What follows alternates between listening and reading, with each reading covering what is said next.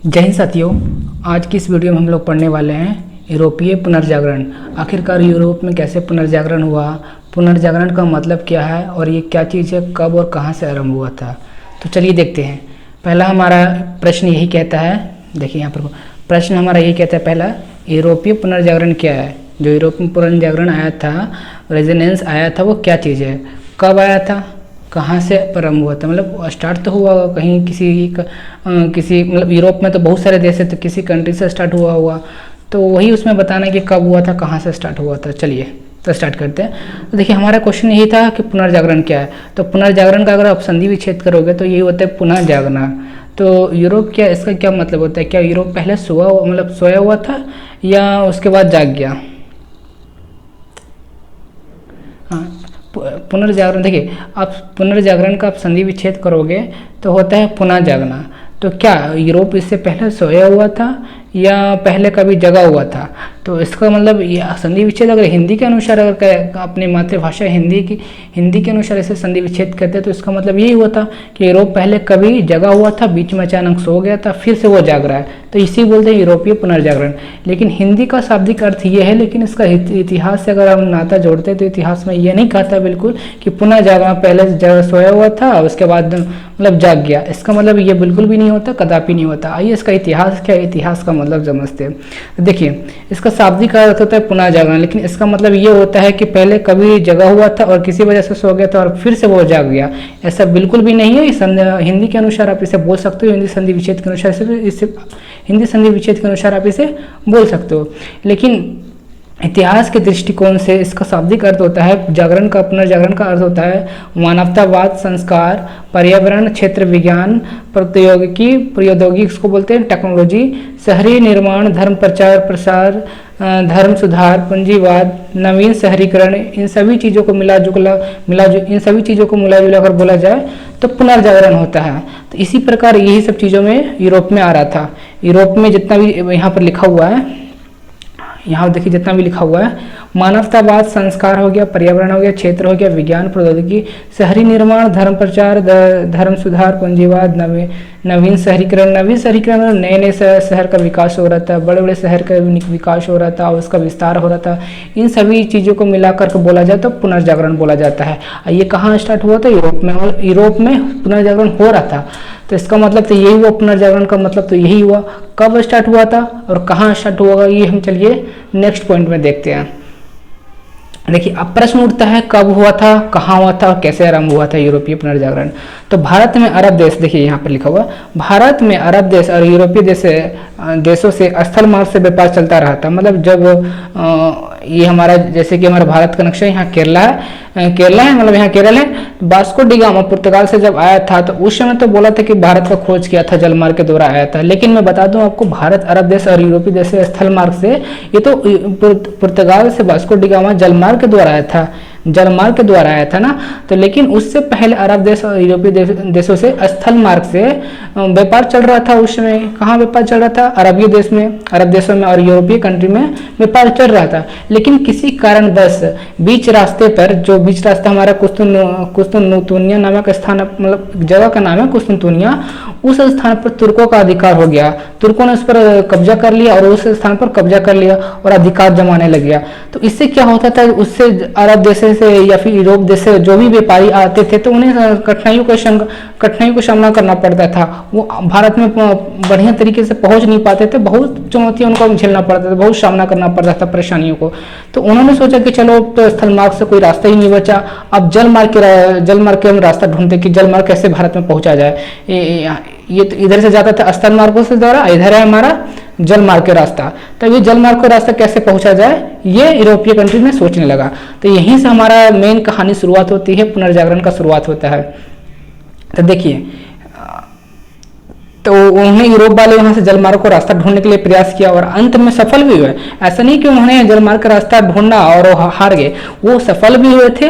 दरअसल जब वह जलमार्ग का रास्ता ढूंढ रहे थे तभी यूरोप में पुनर्जागरण का आरंभ हुआ था। मैंने जिसके पहले बताया, जैसे ही उन्होंने जलमार्ग का रास्ता ढूंढने का जब तय लिया कि हाँ जलमार्ग का रास्ता ढूंढना है और भारत से व्यापार करना है, तभी से यूरोप में पुनर्जागरण का आरंभ हुआ। और ये इतिहास की पन्नों पर लिखा हुआ है, जब भारत में पुर्तगाल से भारत में वास्को डी गामा आया था, उसी समय यूरोप में क्या चल रहा था, पुनर्जागरण चल रहा था। आप पढ़े होंगे जिस टाइम पुर्तगाल से ये आया था, वास्को डी गामा आया था, उस समय यूरोप में क्या चल रहा था, पुनर्जागरण चल रहा था। मैंने भी वही इसी कहानी में वही लिखा है कि जब पुनर्जागरण, जब जलमार्ग का रास्ता ढूंढा जा रहा था यूरोप में, तभी पुनर्जागरण का आरंभ कर दिया गया था। उसी वक्त मानवतावाद, विज्ञान, प्रौद्योगिकी, शहरी विकास, समुद्री जहाज का निर्माण होना शुरू हो गया था। माना जाता है कि यहाँ देखिए, माना जाता है कि पुनर्जागरण हो रहा था तब वहाँ के मानवता में पहले ही जागरण हो चुका था, मतलब पहले ही जागरण हो चुका था, बीच में कुछ कारणवश वो जागरण अवरुद्ध हो गई थी, रुक गई थी, इसीलिए पुनर्जागरण करना चाहता था। तो इसकी शुरुआत कहाँ से हुई थी, तो इसकी शुरुआत इटली से हुई थी, जिसकी राजधानी रोम है। कहाँ से शुरुआत हुई थी, इसका क्वेश्चन आपको मिल गया था।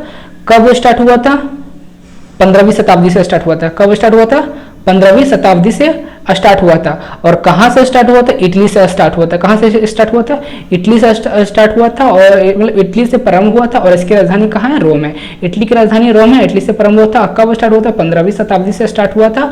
और कैसे स्टार्ट हुआ, तो मैंने एक कहानी बताया कैसे कैसे जो व्यापार का रास्ता बंद हुआ स्थल मार्ग से, तो जल मार्ग को रास्ता ढूंढा। तो जल मार्ग से आने का रास्ता, उनके पास कोई भी साधन नहीं था, तो उन्होंने जहाज का निर्माण किया, बहुत सारे ऐसे नवीन फैसिलिटी का आविष्कार किया, बहुत सारे नए नए आविष्कार किया, विज्ञान का आविष्कार किया, टेक्नोलॉजी का आविष्कार किया। उसमें काफ़ी डेवलप किया जा रहा था, यूरोपियन कंट्रीज का काफ़ी डेवलप किया जा रहा था। तो वहीं से ये यूरोपीय पुनर्जागरण का निर्माण हुआ, आरंभ हुआ। तो आगे देखते हैं, इसका क्वेश्चन आपको जवाब मिल गया। चलिए नेक्स्ट क्वेश्चन देखते हैं, हमारा प्रश्न क्या कहता है, आखिरकार पुनर्जागरण में हुआ क्या था। चलिए मान लेते पुनर्जागरण हुआ था, लेकिन अंत में फाइनली हुआ क्या, पुनर्जागरण में क्या फायदा हुआ उन लोगों को, यूरोपियन कंट्रीज वाले को, यूरोप में जितने भी देश उनको क्या फायदा हुआ। तो इस पुनर्जागरण में पुर्तगाल, देखिए इस पुनर्जागरण में पुर्तगाल एवं स्पेन के देश थे, मतलब इसमें जो मुख्यतः भाग लेने वाले कौन कौन देश थे, पुनर्जागरण में भाग लेने वाले पुर्तगाल, स्पेन थे। जो पुर्तगाल से वास्को डी गामा आया था, स्पेन से कौन आया था, स्पेन से आया था, ये याद रखना, स्पेन से आया था Vasco D gamma, sorry Spain से आया था कौन, कोलंबस। स्पेन से कौन आया था, कोलंबस। ये चला था भारत का ही खोज करने के लिए चला था, लेकिन वो रास्ता भटक गया तो चला गया अमेरिका चला गया था। तो अमेरिका में कब गया था, 1492 ईस्वी में गया था। 1492 ईस्वी में अमेरिका चला गया था, जो कि अमेरिका के समुद्री जो तट है उसी स्थान पर पहुंचा था। तो वहां पर रेड इंडियन, मतलब भारत के जैसे दिखने वाले लाल मानव, मतलब वहां जितने भी व्यक्ति रहते तो हल्का सा लाल टाइप के दिखते थे। तो उन्होंने ऐसा लगा कि ये भारतीय लोग हैं, तो उन्होंने उनको रेड इंडियन घोषित कर दिया। क्या कर दिया घोषित, रेड इंडियन। तो उसी प्रकार उन्होंने, कोलंबस ने अमेरिका का खोज किया। अमेरिका खोज नहीं किया बल्कि जल मार्गों से जाने का रास्ता खोज किया 1492 ईस्वी में। 1492 ईस्वी में कोलंबस गए अमेरिका, वहाँ रेड इंडियंस का मतलब खोज किया, घोषित कर दिया। उन सभी लोगों को रेड इंडियंस उन्होंने बोलना शुरू कर दिया, क्योंकि वो जो जहाँ के जितने भी अमेरिकन जितने भी लोग थे किसकी तरह दिखते थे, भारत की तरह दिखते थे, लेकिन वो थोड़ा सा लाल टाइप के दिखते थे, इसलिए रेड इंडियन उन्हें घोषित कर दिया गया था। कब, 1492 ईस्वी में। किसके द्वारा, कोलंबस के द्वारा। तो यहाँ पर वही कहता है कोलंबस, ऐसे पुर्तगाल और स्पेन उसमें दो प्रमुख देश थे। पुर्तगाल से आने वाला वास्को डी गामा था और स्पेन से आने वाला कोलंबस था। कोलंबस चला गया यहाँ अमेरिका चला गया, पुर्तगाल से आने वाला वास्को डी गामा भारत आ गया, केरला में। हाँ, केरला मालाबार तट पर आया था, कोचीन उस मालाबार तट पर आया था, कालीकट बंदरगाह पे। तो ये कहानी है, ये पुनर्जागरण की कहानी 15वीं और 16वीं शताब्दी के हैं। जब 15वीं शताब्दी 16वीं शताब्दी चल रही थी तभी पुनर्जागरण स्टार्ट हुआ था। तो इसमें क्या क्या हुआ था, देखिए इस शताब्दी में क्या हुआ था, मुद्रण, मतलब जो मुद्रण। देखिए एक और कहानी है, जब यूरोप से पुर्तगाल से वास्को डी गामा आया था भारत, किसके लिए आया था, मसालों, सर्वप्रथम तो व्यापार करने के लिए आया था, मसालों का व्यापार। लेकिन यहाँ से जब केरला से व्यापार करता था, मसाला खरीदता था, लेकिन उसके पास कोई मुद्रण नहीं होते थे, कुछ पैसे या रुपया जो है उसके पास थे नहीं, ताकि हम उससे कुछ खरीद सके। तो देने के लिए उसके पास कोई भी मुद्रण नहीं था, तभी से उसका मुद्रण का विकास करें, क्योंकि हमने मतलब उसमें सोचने लगा, यूरोप वाले सोचने लगे कि हमें भी कुछ ऐसा मुद्रण डेवलप किया जाए, खोज किया जाए, ताकि हम व्यापार करने में हमें सुविधा हो सके। लेकिन उस समय वो व्यापार कैसे करते थे, जैसे वो इंडिया आते थे केरला में, तो मतलब यहाँ से लेके जाते थे सामान, मसाला, गर्म मसाला लेके जाते थे, उनके बदले सोना चांदी देते थे। क्या देते थे, सोना चांदी, सोना की कुछ सरफिया दे देते थे, सिक्के दे देते थे, चांदी के सिक्के दे देते थे, मतलब इसी प्रकार से वो अपना व्यापार चालू करते थे। तो वहीं से उनको समझ में आया कि मुद्रण का कितना विकास करना कितना जरूरी है। तभी उस टाइम तो यूरोप में तो पुनर्जागरण चल ही रहा था, तो उसमें एक और चीज उसमें दिमाग में आया कि चलो मुद्रण का भी आविष्कार करते हैं। तो वहीं से आया कि मुद्रण का भी आविष्कार करते हैं, खोज करते हैं। और नक्शा बनाने का भी कार्य तेजी से विकसित हुआ उस समय, क्योंकि जलमार्ग का रास्ता खोजा गया था। तो क्योंकि जलमार्ग का जब अब किसी दूसरे देश में जाओगे तो बिना नक्शा तैयार किए आप बिना सोच समझ कर आप पहुंच ही नहीं सकते। तो उस समय मुद्रण का भी विकास हुआ, नक्शा बनाने का भी कार्य तेजी से विकसित हुआ, कंपास का भी विकास हुआ। कंपास उसको बोला जाता है जिसको दिशा मालूम किया जाता है। नॉर्थ पोल ऐसे होता है, नॉर्थ पोल और साउथ पोल, नॉर्थ पोल और साउथ पोल मतलब उत्तर और दक्षिणी बताया जाता है कंपास में। तो उस समय जब समुद्री जलमार्ग से कोई भी व्यक्ति आता था तो उस समय उसे दिशा पता नहीं चल पाता था, नहीं किसी से वो पूछ सकता था। जलमार्ग में समुद्री रास्तों से आता था तो कंपास का खोज करना बहुत जरूरी था। उसी टाइम हुआ था जब यूरोप में पुनर्जागरण चल रहा था। और खगोलीय प्रशेषण उन्होंने मतलब एस्ट्रोनॉमी उन्होंने लैब खोला, बम बारूद का भी काफ़ी उसने उस समय विकास किया। और इन सभी जैसे उपलब्धियों की खोज की, इस प्रकार पुनर्जागरण का उदय हुआ, विकास हुआ। कृषि में निवेश व विकास, देखिए इसके अलावा और क्या हुआ था, किसी में जो किसानी वहाँ पे थे, कृषि जो चल रहा था तो उसमें काफ़ी सारे निवेश किए, विकास हुआ। कच्चे माल की आवश्यकता पड़ी क्योंकि वहाँ फैक्ट्री बहुत सारे लगाए जा रहे थे, विकास कर रहा था। टेक्नोलॉजी काफ़ी विकास, साइंस टेक्नोलॉजी विकास कर रहा था तो उस समय कच्चे माल की काफ़ी आवश्यकता पड़ रही थी, तो कच्चे माल का भी विकास हुआ। नवीन बाजारों की प्राप्ति एवं विस्तार, मतलब नवीन बोले तो यहाँ नए बाजारों के खुले जा रहे थे, बहुत सारे बाजार मार्केट खुले जा रहे थे और उसका काफ़ी तेजी से विस्तार किया जा रहा था। धन संपदा का आकर्षण किया जा रहा था, मतलब कि जो धन संपत्ति था उस पर काफ़ी अट्रैक्शन किया जा रहा था, काफ़ी आकर्षण था। किसी भी तरीके से धन संपदा आ जाए और हम लोग जो पूंजीवाद बन जाए, मतलब पूंजीवाद बन जाए और पूंजीपति बन जाए, इस तरीके को वहाँ डेवलप किया गया। और देखिए उसके बाद धर्म प्रचार भी किया गया। कौन सा धर्म प्रचार किया गया था? ईसाई धर्म का प्रचार किया गया। यूरोप में प्रथम व्यवस्था लाया गया, जो यूरोप में प्रथम व्यवस्था क्या था?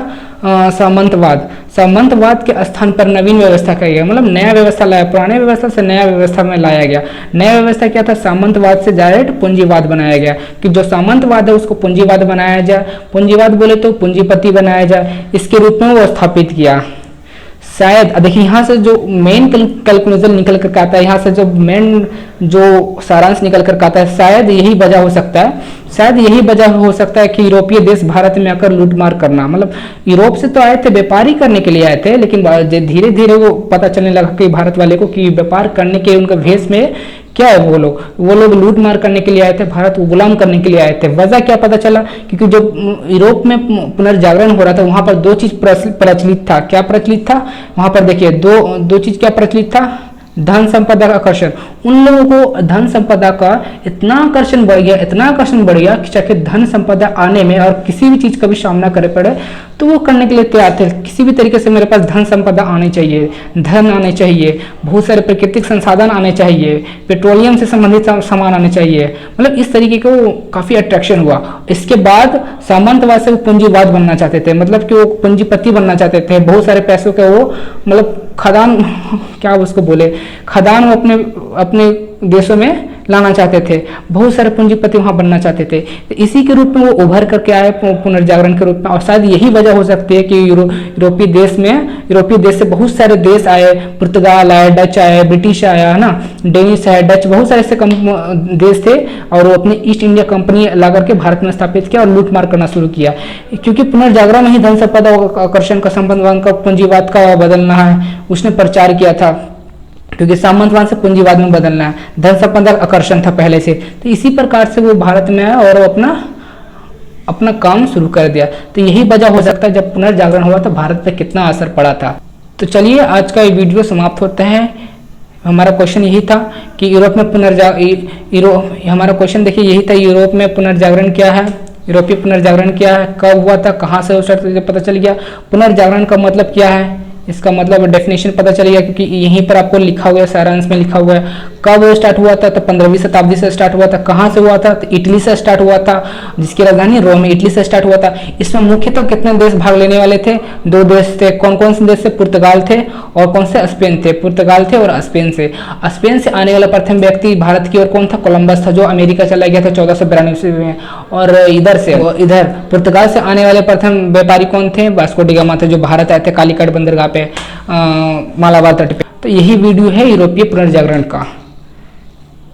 तो इसका चर्चा तो खैर गहराई से वर्ल्ड हिस्ट्री में किया गया, विश्व का इतिहास में किया गया, लेकिन अभी हमारा चल रहा है इंडियन मॉडर्न हिस्ट्री चल रहा है। क्या चल रहा है? इंडियन मॉडर्न हिस्ट्री चल रहा है। तो इसीलिए इस वीडियो में काफ़ी गहराई से नहीं बताया गया। अगर आप मॉडर्न हिस्ट्री वर्ल्ड हिस्ट्री पढ़ोगे तो काफ़ी गहराई से उसमें बताया गया है यूरोपीय पुनर्जागरण में। ये वर्ल्ड हिस्ट्री का टॉपिक है, ना कि इंडियन मॉडर्न हिस्ट्री। इसमें थोड़ा सा टॉपिक इसमें है, लेकिन हमने सोचा कि चलो इसको गहराई से समझाया जाए, तो मैंने एक अलग से ही वीडियो बना दिया कि यूरोपीय पुनर्जागरण क्या है। ये क्वेश्चन वर्ल्ड हिस्ट्री से क्वेश्चन आते हैं, इसमें वर्ल्ड हिस्ट्री से जुड़ा हुआ है। तो ठीक है, मिलते हैं नेक्स्ट वीडियो में, तब तक के लिए बाय बाय।